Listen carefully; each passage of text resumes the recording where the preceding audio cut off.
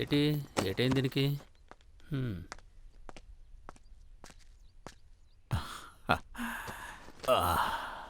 ఏటా మళ్ళా డల్గా ఉన్నావు? ఈరోజు మదర్స్ డే. అందరూ వాళ్ళ అమ్మ గురించి గొప్పగా చెప్పుకున్నారు. మరి మా అమ్మకి ఏటైంది నాన్న? నువ్వు లోనికెళ్ళి కాలు చేతులు కడుక్కొనిరా. నీకోసం మంచి పకోడీ చేసినాను, తిందువా? అమ్మ కోసం మాట్లాడినప్పుడల్లా మ్యాటర్ మార్చేయడం ఈయనకు అలవాటే కదా. ఆనంద్, నీ తిక్క పనులు తింగరేసాలు నాకు తెలియదనుకుంటున్నావా? మనల్ని బతికించి బతుకుతావు చూపిన ఈ ఊరి పెద్ద పరువుని ఏ క్షణాన బజార్న పడేస్తావోనని అనుక్షణం భయంగా బతుకుతున్నాను. చూడానంద్, ఇత్తనం మొలకెత్తుతుందని నమ్మకం ఉన్నప్పుడే రైతు దాన్ని ఇత్తుతాడు. నువ్వు సమర్థుడు అని తేలినాడే నీ తల్లి గురించి తెలుసుకోగలుగుతావు. రే కృష్ణ, ఎందుకురా ఆడి మీద ఇరుసుకు పడతావు? మారరా అని మన అభిప్రాయాలు ఆడి మీద రుద్దితే తాత్కాలికంగా మారతాడే తప్ప తర్వాత మామూలే. అన్ని సర్దుకుంటేలేరా. నాన్న, కొబ్బరికాయలు తీస్తాండ్రట, తోటికి రమ్మంతాండ్రు. ఒరే ఆనంద్, నువ్వు సంజయ్ తీసుకుని తోటకెళ్ళరా, నాకు పని ఉంది. అలాగే. అరే బండా అయ్యా, ఎలాగైనా సరే ఈ ఊరోళ్ళ మనసులు దోసేసి అర్జెంటుగా ప్రెసిడెంట్ అయిపోవాలని పెడుతుందిరా. మీరు డబ్బులు దుబ్బేసినంత ఈజీ కాదండి ఈ ఊళ్ళో జనాల మనుషులు దోసేసుకోవడం. ఏనే, మీరు 10 జన్మలు ఎత్తిన ప్రెసిడెంట్ కాలేరు కానీ ముందు మీ బావ మనిషి దోసి ఆయన కూతుర్ని కోడల్ని చేసేసుకున్నారనుకోండి, మీ కొడుకన్నా ఏ నాటికైనా ప్రెసిడెంట్ కాలేకపోతాడంటారా? అదేంద్ర కొత్తగా చెప్పేది, ఎప్పటి నుంచో అనుకుంటుందా కదా సంజయ్ మా కోళ్ళని. ఈ ఎండబెట్టిన కొబ్బరి చెప్పే ఏ కాకి తనుకుపోతుందో తెలీదు, అలాంటిది ఆడపిల్లండి.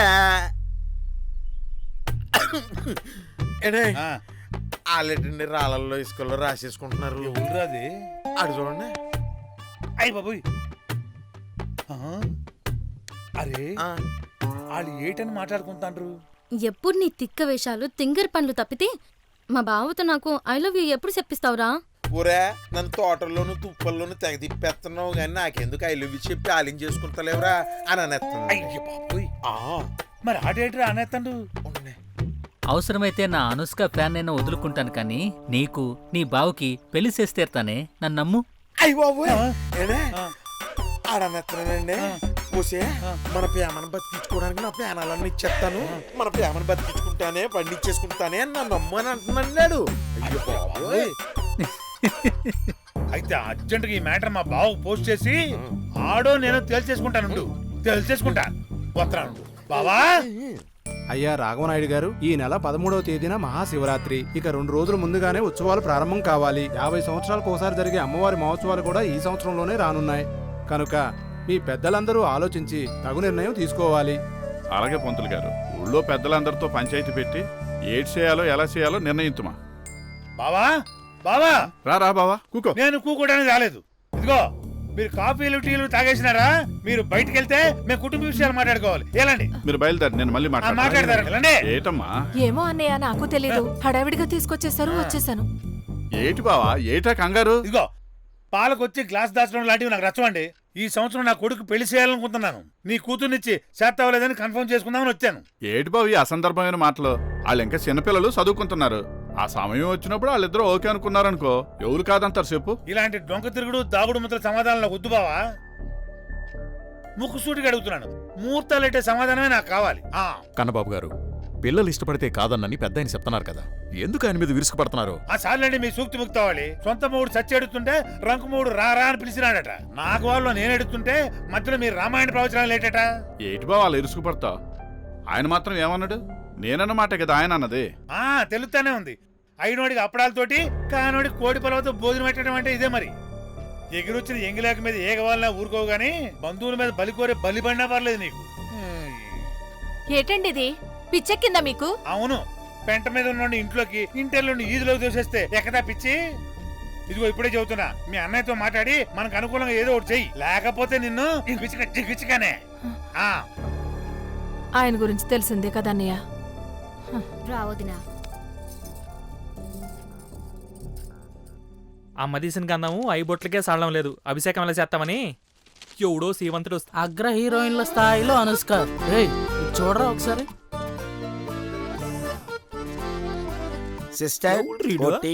నీ పేరేటి బాబు? ఏడ్చేస్తుంటావు బాబు?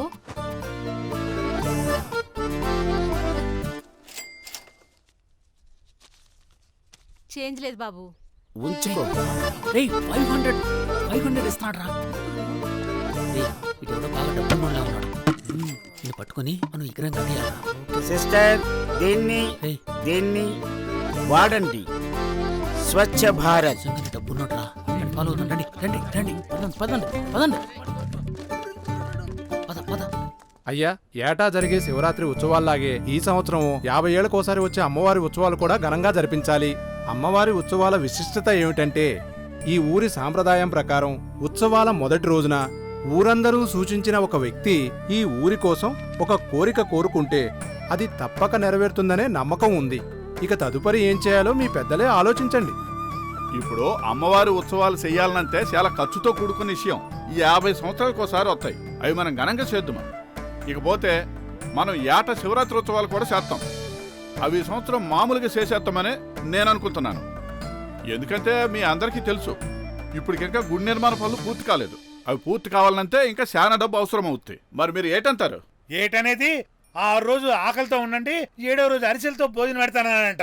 వెనకడే నీలాంటి వాడు రాత్రికి బిర్యానీ తింటామని పొద్దున్నుంచి ఉపాసం ఉంటామా ఏతండి? కుదిరే పనే కాదు. అమ్మవారి ఉత్సవాలతో పాటు శివరాత్రి ఉత్సవాలు కూడా ఘనంగా జరిపి తీరాల్సిందే. కన్నబాబు గారు, మీరు మీ ఆర్థిక స్తోమతని బట్టి మాట్లాడుతున్నారు. కానీ ఈయన ఈ ఊరోళ్ళ ఆర్థిక పరిస్థితి అర్థం చేసుకుని మాట్లాడుతున్నారు. ఇదిగో కృష్ణమూర్తి, ప్రతిసారి కిడ్నీలో రాయిలాగా అడ్డురాకు. ఈ కన్నబాబుని గెలికినామంటే కాళ్ళకి కాలటం పెట్టినట్టే. ఇదిగో కన్నబాబు, నోరు అదుపులో ఎట్టుకుని మాట్లాడు. చూడనయ్యా, ఈ పెద్ద మనిషి ఊకరింపులు. ఈ మాత్రం దానికే ఈదిలో మీటింగ్ పెట్టాలా? మీ ఇంట్లో పెట్టుకుంటే ఎవరు రారు కదా. పారిపోయిచ్చిన పాలేరుడుకున్న హక్కు ఈ ఊళ్ళో పుట్టిన మనకెవరికి లేదా? అడగండి. అయితే ఏడ్ చేయాలో నువ్వే చెప్పైతే. చేత కాకపోతే చేతులు పెట్టుకొని కూకోమనండి. ఉత్సవాలకి ఎన్ని లచ్చలైనా సరే నేనే పెట్టుకుంటాను. శివరాత్రి ఉత్సవాలు ఊరు అదిరిపోయేలాగా చేసి చూపిస్తాను. ఈ కన్నబాబుని ఉత్సవ కమిటీ అధ్యక్షుడిగా నియమిస్తూ ఈ శివరాత్రి ఉత్సవాలు ఘనంగా జరపడానికి మా నుంచి ఎటువంటి ఆటంకాలు జరగవని హామీ ఇస్తూ బాధ్యతలు ఒప్పచెప్తున్నాను. ఈ దెబ్బతో నేను ప్రెసిడెంట్ అయిపోయినట్టే. బ్రదర్, నన్ను అన్నపూర్ణమ్మ గారింటికి తీసుకువెళ్ళండి. ఆ హాస్పిటల్ ఉంది కదా, ఇంట్లో ఎవరూ లేరు. పక్కిలు ఖాళీయే కదరా. అయితే ఇంకేం బ్రదర్? కానీ ఎదురింట్లో కోడ్లచ్చం ఉంది సార్. ఏ ఆవిడేమన్నా ఉగ్రవాద నక్సలైటా బ్రదర్? 100 మంది ఉగ్రవాదుల్ని 1000 మంది నక్సలైట్లని రోడ్లో బాగా రుబ్బి తయారు చేస్తే ఒక కోడ్లచ్చం సార్. ఏం పర్వాలేదు బ్రదర్, పదండి వెళ్దాం ఇంటికి. రండి. ఆనిగా గేదె గౌనేసినట్టు ఎవడు రాయుడు? బేపులు చూసినాయంటే సీరత్తాయి, చిన్నపిల్లలు చూసినారంటే జడుచుకొని జ్వరం అంటేసుకుంటారు.